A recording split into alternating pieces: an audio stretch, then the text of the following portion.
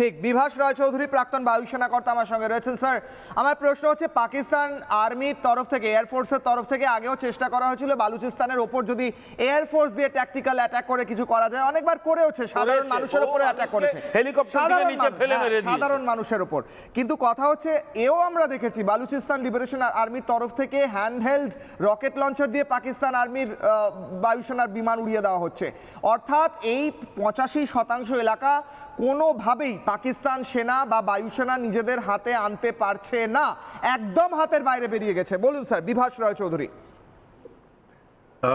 এই ব্যাপারে একটা কথা বলি, এখনো পর্যন্ত আমরা যে সমস্ত খবরগুলো পাচ্ছি তাতে বোঝা যাচ্ছে যে বালুচিস্তানের যে ল্যান্ড এরিয়া, তার যে কমিউনিকেশন রাস্তা, ওই সিপেক বলে যে রাস্তাটা চায়নার সঙ্গে পাকিস্তানের কানেক্টিভিটির জন্য বানানো হয়েছিল, রেল লাইন, এই সমস্ত যে ইনফ্রাস্ট্রাকচার সেগুলো কিন্তু অলরেডি পাকিস্তান আর্মির হাতের বাইরে চলে গেছে।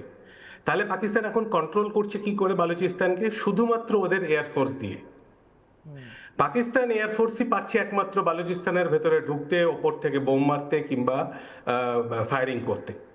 এই অবস্থায় আমাদের দু তিনটে জিনিস এর সঙ্গে একটু কনসিডার করতে হবে। শুধুমাত্র ইমোশন দিয়ে দেখলে এটা হবে না, এত সহজ না জিনিসটা। একটা দেশ তার একটা টুকরো ভেঙে দেশ স্বাধীন হয়ে যাচ্ছে, নিজেরা ডিক্লেয়ার করে দিচ্ছে যে আমরা স্বাধীন হয়ে গেলাম। বালুচিস্তান এই সংগ্রাম কিন্তু আজ প্রায় 70 বছর ধরে করে আসছে, কিন্তু বালুচদের নিজস্ব কিছু প্রবলেম আছে, সেগুলো আমাদের জানতে হবে। কিন্তু তার সঙ্গে আরেকটা জিনিস মাথায় রাখতে হবে, বালুচদের পড়োশি হচ্ছে পুস্তুনরা, পাস্তুন বা পুস্তু যারা, তাদের একটা পোর্শন যেমন পাকিস্তানে রয়েছে, ঠিক তেমনি একটা পোর্শন আফগানিস্তানে রয়েছে। এই এই অবস্থাতে আফগানিস্তান এবং পাকিস্তানের পুস্তুদের সাথে বালুচিস্তানদের একটা সমঝোতা হয়েছে। বেসিক্যালি এরা তো অ্যাকচুয়ালি ফাইটার জাত, নিজেদের ভেতরেও মারামারি করে, যার ফলে এরা কখনোই সংগঠিতভাবে পাকিস্তান আর্মির এগেনস্টে কিংবা পাকিস্তান এয়ারফোর্সের এগেনস্টে যুদ্ধ করতে পারেনি। পারলে এতদিনে এগুলো কবেই স্বাধীন হয়ে যেত।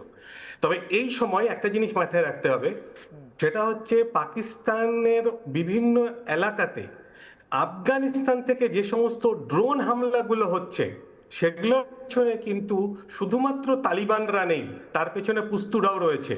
এবং এদের কাছ থেকে যদি এই ধরনের ড্রোন বালুচেরা পেয়ে যায়, তাহলে কিন্তু পাকিস্তান এয়ারফোর্সের পক্ষেও খুব মুশকিল হবে বালুচিস্তানের আকাশটাকে ধরে রাখার।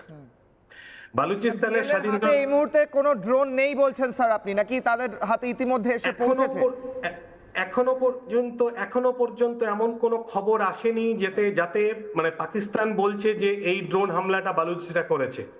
পাকিস্তানের উপরে এখনো পর্যন্ত যতগুলো ড্রোন হামলা হয়েছে, পাকিস্তান সবসময় ব্লেম করছে, অথবা তালিবানদের আফগানিস্তানের তালিবানকে ব্লেম করেছে। এখন বালুচিস্তান কিন্তু সেটা ক্লেমও করেনি, পাকিস্তান ক্লেমও করেনি। আমি বিশেষ করে অত্যন্ত ইন্টারেস্টের সঙ্গে এই খবরটার দিকে তাকিয়ে আছি, কবে বালুচ লিবারেশন আর্মি ড্রোন হামলা চালায়। যেদিন পারবে সেদিন আমি নিশ্চিন্ত হতে পারবো যে বালুচিস্তান পাকিস্তান থেকে বেরোচ্ছে। নানা ধরনের কন্টেন্ট দেখার জন্য লাইক করুন, শেয়ার করুন আমাদের ফেসবুক পেজ, সাবস্ক্রাইব করুন আমাদের ইউটিউব চ্যানেল। পাশাপাশি অন্যান্য ব্রেকিং নিউজের জন্য অবশ্যই চোখ রাখুন রিপাবলিক বাংলায়।